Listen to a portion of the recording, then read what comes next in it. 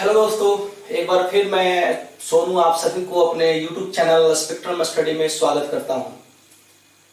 दोस्तों, आज इस वीडियो में हम लोग कवर करेंगे 9th क्लास के फिजिक्स की गति के चैप्टर का तीसरा भाग। जी हां, अभी तक आपने गति के चैप्टर के दो भागों को पढ़ चुके हैं। एक में गति पढ़ा चुका हूं, एक में भौतिक राशि पढ़ा चुका हूं, और आज इस तीसरे भाग में हम लोग पढ़ेंगे दूरी और विस्थापन। साथ ही साथ हम लोग एनालाइज करेंगे कि दूरी और विस्थापन में क्या क्या अंतर हो सकता है। तो आइए हम लोग शुरू करते हैं। यदि आपको ये टॉपिक अच्छा लगे तो इसे लाइक कीजिए, दोस्तों को शेयर कीजिए, कमेंट भी कीजिए और हाँ, सब्सक्राइब जरूर कीजिए और बेल आइकन को प्रेस कर दीजिए ताकि जो भी इससे रिलेटेड वीडियो में डालूं वो आपके मोबाइल पर नोटिफिकेशन मिल जाए सबसे पहले। दोस्तों, दूरी और विस्थापन भौतिकी के चैप्टर में ये सबसे महत्वपूर्ण चैप्टर टॉपिक है। दूरी और विस्थापन क्या है? दूरी और क्या है विस्थापन? आपने गति पढ़ा। गति समझिए कि जब भी आप में गति है या किसी वस्तु में गति है तब वह क्या करेगी? वह एक स्थान से दूसरे स्थान तक जाएगी। मान लो यहां एक वस्तु है और वह किसी दूसरे वस्तु के सापेक्ष गति कर रही है। गति करेगी तो वह क्या करेगी? अपने स्थिति या स्थान में परिवर्तन करेगी। यही ना करेगी? गति में पढ़ चुके हैं। तो स्थिति और या स्थान, अगर स्थान में परिवर्तन करती है तो मान लो यह बी बिंदु तक चली गई। तब इन दो बिंदुओं के बीच जो लंबाई हुआ वही दूरी है। तो दूरी क्या हो गया कि वस्तु द्वारा तय किए गए पथ की वास्तविक लंबाई को दूरी कहते हैं। गति है तो दूरी होगा। बात समझ रहे हो? वस्तु द्वारा, वस्तु जिधर दो पॉइंट होते हैं, वस्तु अगर चलना जब शुरू करे तो एक स्थान से दूसरे स्थान तक पहुंचती है। तो पहले स्थान से दूसरे स्थान तक पहुंचने के लिए वह जिस पथ से गई उस पथ के वास्तविक लंबाई को हम दूरी कहेंगे। अभी उदाहरण से सब स्पष्ट होगा। अब चूंकि इसमें हमें दिशा की जरूरत नहीं होती है, अब गई एक बिंदु से दूसरे बिंदु तक, किसी भी रास्ते से गई, हमें क्या मतलब? सिर्फ लंबाई हमें देखना पड़ता है। तो इसलिए चूंकि इसमें सिर्फ परिमाण है तो दूरी क्या हो गया? अदिश राशि। और इसका एसआई मात्रक हो जाता है मीटर। यानी दूरी को जब हम मापते हैं तो उसे मीटर में मापते हैं। क्लियर?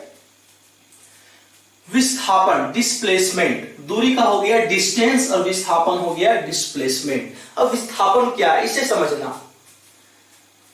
किसी खास दिशा में, देखिए यहां हमने कहीं भी दिशा नहीं लिखा क्योंकि ये अदिश राशि था, लेकिन यहां मैं दिशा लिख चुका हूं। इसका मतलब होगा कि ये सदिश राशि होगा। आइए देखते हैं। किसी खास दिशा में वस्तु द्वारा तय किए गए पथ की न्यूनतम लंबाई को विस्थापन कहते हैं। जी, वो था पथ की वास्तविक लंबाई को, यह है पथ की न्यूनतम लंबाई।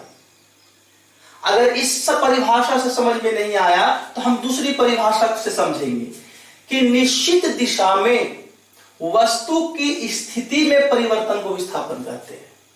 किसी खास दिशा में वस्तु की स्थिति में क्या परिवर्तन हुआ, कितना परिवर्तन हुआ, वही उसका विस्थापन हो जाएगा। जैसे यदि वस्तु की प्रारंभिक स्थिति x1 है, मान लेते हैं यह आपकी प्रारंभिक स्थिति है x1, और जब वस्तु दूरी तय की और वह दूसरी स्थिति में चली गई जहां है x2, तब वस्तु का विस्थापन होगा, क्या होगा?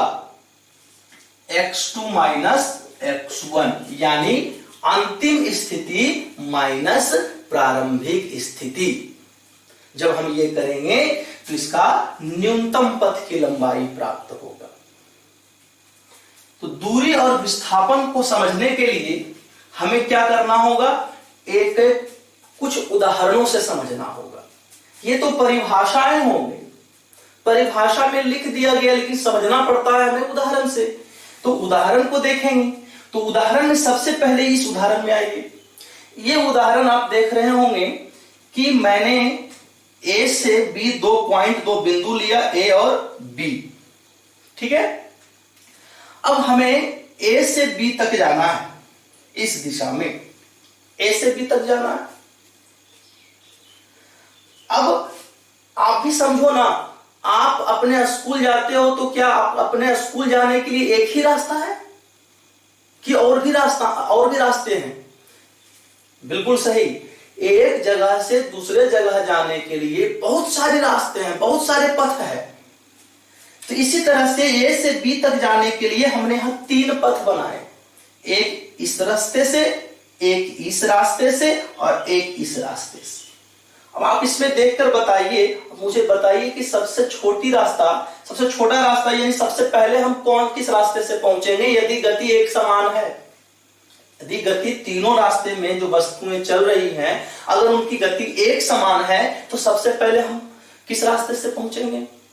बिल्कुल ठीक, हम इस रास्ते से पहुंचेंगे, क्योंकि दिख रहा है ना, ये शॉर्टेस्ट है, सबसे न्यूनतम रास्ता है, सबसे न्यूनतम पथ की लंबाई है ये। आप यहां से भी देख सकते हैं, इस रास्ते से जाएंगे तो मुझे 15 मीटर लगेगा, इस रास्ते से जाएंगे तो 18 मीटर लगेगा, और जब इस रास्ते से जाएंगे तो 10 मीटर लगेगा।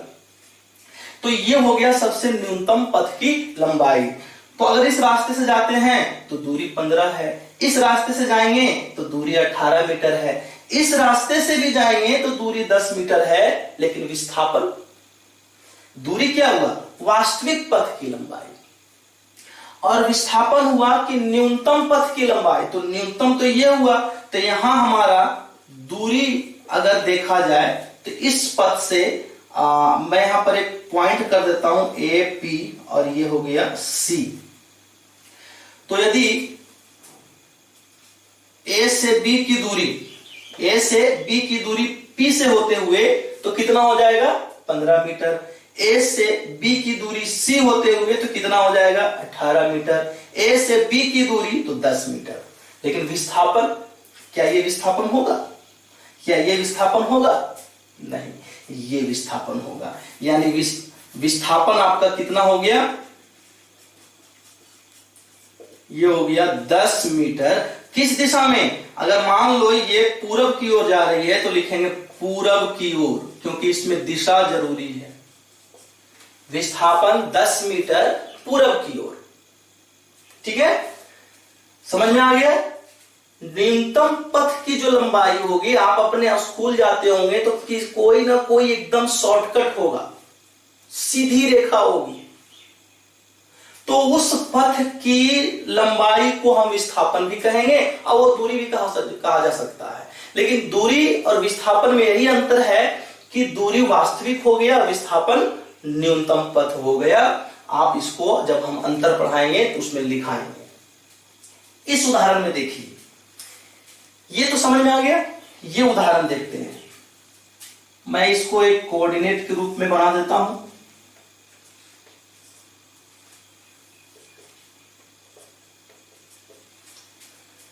अब यहां से हम 5, 10, 15, 20, 25, 30 यानी सबके दूरी हमने कितना कितना लिया है? 5-5 मीटर लिया।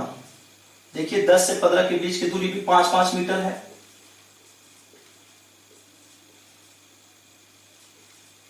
इधर भी 5 मीटर की दूरी है। अब हमें बताइए, एक आदमी ए से बी तक जाती है, एक वस्तु या एक आदमी ए से बी तक जाता है, तो ए से बी की दूरी बताओ। तो ए से बी की दूरी देख लो, 5, 5, 5, 5, 5, 5, यहां तक आया तो कितने 5 हो गए? 1, 2, 3, 4, 5, 6, तो 6 5 कितना हो गया? 30 मीटर।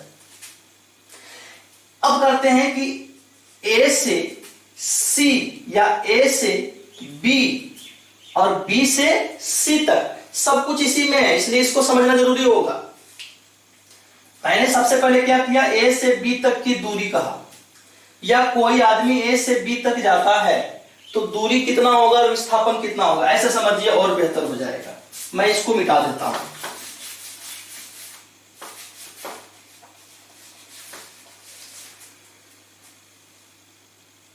मैं कहूं कि ए से बी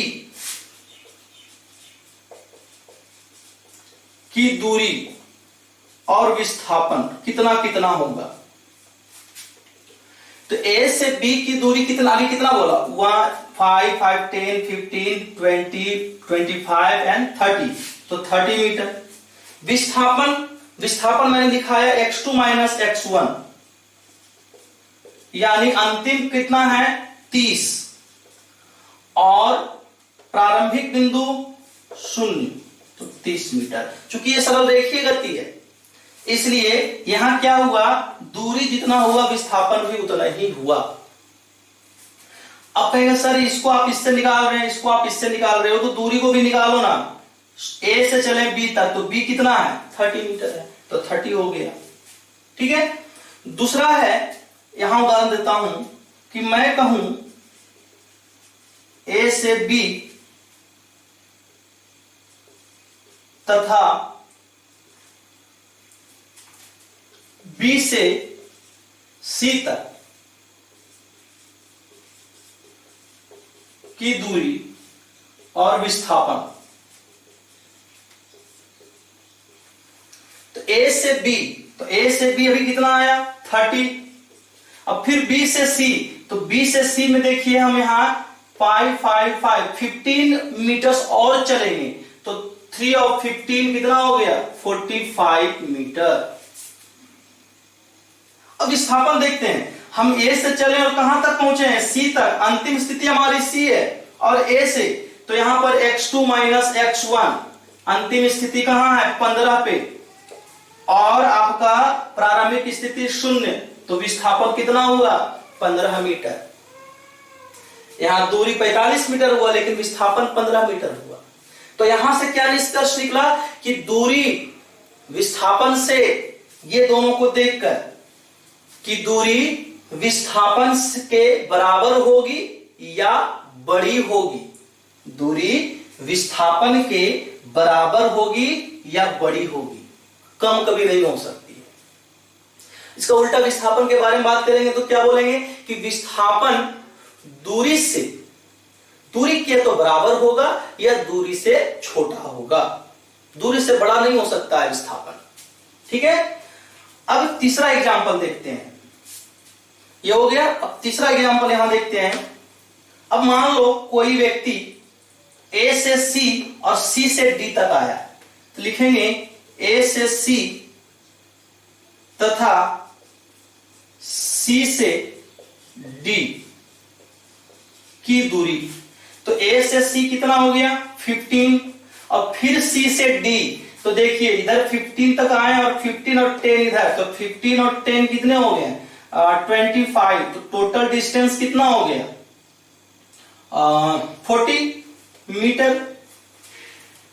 टोटल दूरी है, तो दूरी का मतलब क्या कि जितनी दूरी हमने तय किया वास्तविक पर, तो ए से सी तक गए, तो ए से सी तक 15 मीटर, फिर यहां तक आएंगे, तो यहां तक तो लौट के आएंगे ना, तो सी से आपका 15 फिर लौट गए, तो 15 15 30 हो गया, और इधर हम कितने आए 10 और 15 सॉरी ये डी तक आया ना, तो 10 इधर भी आया, तो 30 और 10 कितना हो गया 40 मीटर। विस्थापन देखिए, विस्थापन क्या, वही अंतिम स्थिति माइनस प्रारंभिक स्थिति। तो अब देखिए हमारा अंतिम स्थिति डी है जो -10 है, और x2 माइनस x1 आपका प्रारंभिक स्थिति ये, यानी -10 मीटर, माइनस में आ गया, अर्थात विस्थापन ऋणात्मक हो सकता है। दूरी ऋणात्मक हुआ नहीं हुआ। अब ऋणात्मक क्यों हुआ ये समझना, ये कोऑर्डिनेट जब आप पढ़ते हैं तो ये आपका हो गया पॉजिटिव डायरेक्शन और ये हो गया निगेटिव यानी बैकवर्ड, पीछे का डायरेक्शन हो गया। तो पीछे के डायरेक्शन को हम लोग माइनस से सूचित करते हैं। और यहाँ दिशा बहुत महत्वपूर्ण है। हमने इस दिशा की बात की, आप चले गए इस दिशा में, यानी उल्टी दिशा में चले गए तो वहां ऋणात्मक हो गया। तो इसलिए विस्थापन ऋणात्मक भी होता है। अब तीसरी स्थिति को समझें। ये हो गया आपका पहली स्थिति, ये दूसरी स्थिति, ये तीसरी स्थिति। अब ये चौथी स्थिति को समझते हैं कि कोई व्यक्ति ए से सी तथा सी से ए तक, ए से सी और सी से पुनः ए तक लौटा। तो ए से सी तथा सी से ए तक की कुल दूरी बताओ। ए से सी 15, फिर सी से ए 15, तो 15 जोड़ 15 बराबर कितना? 30 मीटर। लेकिन अब विस्थापन की बात करेंगे। देखो विस्थापन को, तो विस्थापन क्या हुआ देख लो। कहता ए से सी यहां से यहां गए और फिर यहां से यहां आए, यानी जहां से चले वहीं फिर पहुंच गए। तो x2 भी यही और x1 भी यही, यानी x2 माइनस x1 यानी 0 माइनस 0 बराबर 0 मीटर। जहां विस्थापन होगा तब तो हम जहां से शुरू किए, मान लो मैं यहां हूं और यहां से फिर यहां आया और फिर यहां से यहां आ गया, तो जहां था वहीं आ गया ना भाई। तो विस्थापन हुआ कहां? जब विस्थापन हुआ ही नहीं तो विस्थापन शून्य हो गया। तो यहां हमने 3 इंपॉर्टेंट या आप कह सकते हो 4 इंपॉर्टेंट बातों को समझा। विस्थापन को देखिए, विस्थापन धनात्मक भी है, शून्य भी है और ऋणात्मक भी है। लेकिन चारों केस में आप दूरी को देखो तो वह सिर्फ धनात्मक है। अब जब गति ही नहीं होगा तो दूरी भी शून्य हो सकता है, क्योंकि जब कोई गति ही नहीं करेगा तो आदमी जो वस्तु है वो स्थिति का परिवर्तन नहीं करेगा, तो उस केस में दूरी भी शून्य हो जाएगी। तो ये था आपका दूरी और विस्थापन का कॉन्सेप्ट। आशा करता हूं आपको समझ में आ गया होगा। मैं इसको मिटाऊंगा और इसके बाद दूरी और विस्थापन में कुछ अंतर को लिखाऊंगा, तो आप जल्दी से इसका स्क्रीनशॉट ले लें। तो ठीक है दोस्तों, ये है आपके सामने दूरी और विस्थापन का अंतर। आप इसको देख लीजिए, नोट कर लीजिए। इसमें मैंने एक बात और जोड़ दी कि दूरी की सहायता से वस्तु की स्थिति का पता नहीं लगाया जा सकता है, जबकि विस्थापन की सहायता से वस्तु की सही स्थिति का पता लगाया जा सकता है। ये क्या है? अब देखिए, दूरी में दिशा तो है नहीं। अब इसको एक उदाहरण से समझते हैं। मान लो यहां पर एक व्यक्ति खड़ा है, इधर ए बिंदु है, इधर बी बिंदु, इधर सी और इधर डी, और चारों तरफ रास्ते गए हुए हैं। अब इसे जाना है डी की तरफ, यानी पश्चिम दिशा में, east west north and south. अब और दूरी है सबका 10 किलोमीटर इधर भी, 10 किलोमीटर इधर भी, 10 किलोमीटर इधर भी और 10 किलोमीटर इधर भी। लेकिन इसे रास्ता मालूम नहीं है कि किस रास्ते से मैं जाऊं कि डी तक पहुंच जाऊं। तो यहां आकर किसी से पूछा कि भाई मुझे डी तक जाना है, मुझे डी पहुंचना है, किधर है? तो उसने बोला 10 किलोमीटर दूर है यहां से। अब बताओ, ये क्या सही में वास्तव में डी तक पहुंच पाएगा? ये आदमी या कोई वस्तु पहुंच पाएगी? हो सकता है जाने अनजाने वो इधर चले जाए, एक तो वो ए में पहुंच जाएगी। वो वस्तु हो सकता है बी की तरफ चली जाए, तो वो बी की तरफ चली जाए तो बी पे पहुंच जाएगी। तो सिर्फ दूरी बता देने से हमें वस्तु की सही स्थिति का पता नहीं चल पाया। लेकिन वही तो कोई दूसरा आदमी से पूछा कि भाई मुझे डी की तरफ जाना है, मैं कितना दूर है यहां से? तो उसने कहा कि आप ऐसा करो, आप 10 किलोमीटर पश्चिम दिशा में चले जाओ। बस वो उठा और अपना पश्चिम दिशा की ओर चला गया, डी तक पहुंच गया। तो दिशा, दूरी के साथ यदि दिशा भी रह जाए तो हम उस वस्तु की सही स्थिति का पता लगा सकते हैं। ठीक है, बाकी ये तो आपने अभी तो पढ़ा है कि दूरी अदिश राशि है, सॉरी यहां विस्थापन लिखना था, विस्थापन सदिश राशि है। दूरी हमेशा धनात्मक होती है। उदाहरण क्लियर हो गया है कि दूरी जब भी हम ज्ञात करेंगे तो वो हमेशा धनात्मक होगी। ये किस केस में? गतिशील वस्तु के लिए। जब वस्तु गतिशील हो तो दूरी हमेशा धनात्मक होती है, और गतिशील वस्तु के लिए ही विस्थापन या तो धनात्मक होगा या शून्य होगा या ऋणात्मक होगा। हमने एग्जाम्पल से समझ चुके हैं हम लोग। और तीसरा है कि दूरी विस्थापन के बराबर या उससे अधिक होती है। दूरी की लंबाई अधिक होगी विस्थापन से या तो फिर बराबर होगी, जबकि विस्थापन इसी का उल्टा, विस्थापन दूरी के बराबर या उससे छोटा होता है। ठीक है, तो ये था आपका दूरी और विस्थापन। तो that's all for today, thank you.